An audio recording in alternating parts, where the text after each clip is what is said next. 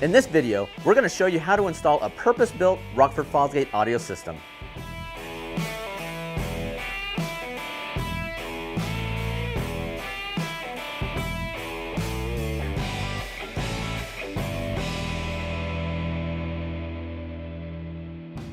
Hey everyone, I'm Eric and we're back here in the Rockford Fosgate R&D lab. Today, we're going to install a Stage 1 kit in this Polaris RZR 1000 XP High Lifter Edition.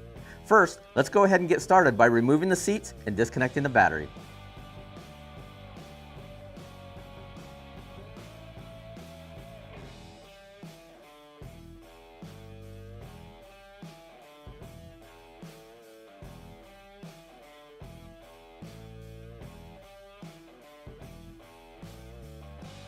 Now that that's done, we're going to remove the hood and upper dash assembly. The dash assembly is held in place with two T40 screws. When pulling the panel off, be careful of the metal clips as to not scratch the dash. Go ahead and disconnect all the harnesses and make note of where each harness connects for when it's time to reassemble.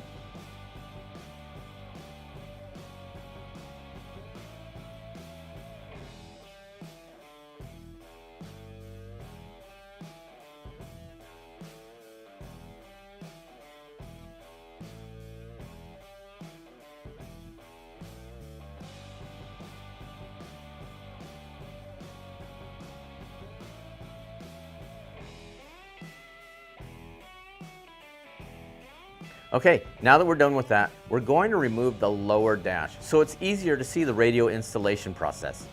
First, we'll remove the safety handle, then use a T40 to remove the lower pocket. Now, once all those are removed, we can go ahead and pull the dash off.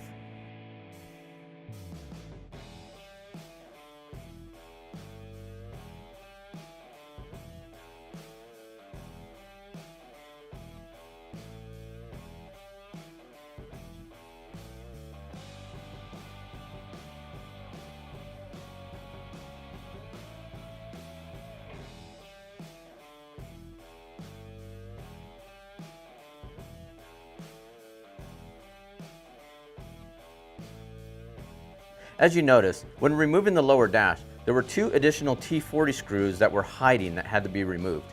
Also, when removing the lower pocket, we disconnected the footboard LED that will zip tie to an existing harness. Now, on our High Lifter Edition, we also disconnected this winch controller that we'll need to relocate. Now that we're done with that, we're going to talk to you about the dash kit. You'll notice there's a lot of components included. Now these pieces are designed for 2019 and newer RZRs that will be covered in another video. We'll be using these components for the 2014 to 2018 models like the one that we have here. Okay, now that we covered the components included in the dash kit, we're going to show you how to install the source unit. Using the supplied hardware, we're going to use a 3mm Allen to mount the front bezel to the lower pocket by sandwiching a metal bracket to the back side.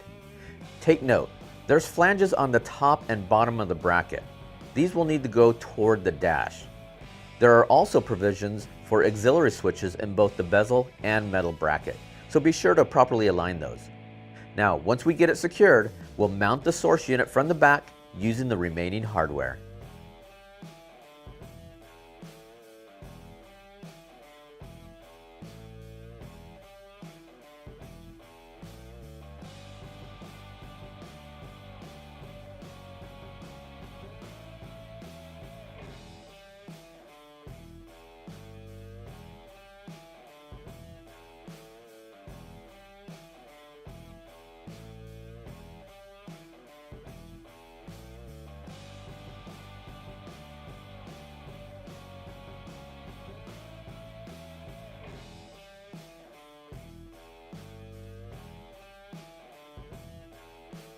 Now we're ready to install our wiring harness. To get started, remove the factory grommet and with an X-Acto knife, score through the rubber to make way for our cables.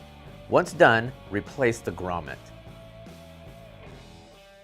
Take the end of the harness with the ring terminals and from the inside, route them up through the factory grommet to the accessory wiring panel. This terminal strip is just a simple distribution block, so there's no wiring behind it. With our 10mm nut driver, simply connect the red wire to the accessory terminal and the black wire to the ground terminal. Notice that we're not using the constant B positive terminal indicated by the large red cable because we need our source unit to turn on and off with the ignition switch. Okay, now that we've got that done, we're ready to reinstall our lower dash. Once it's snapped into place, we'll connect our main radio harness and any speaker connections you may have. We'll then tidy up by zip tying our harness out of the way.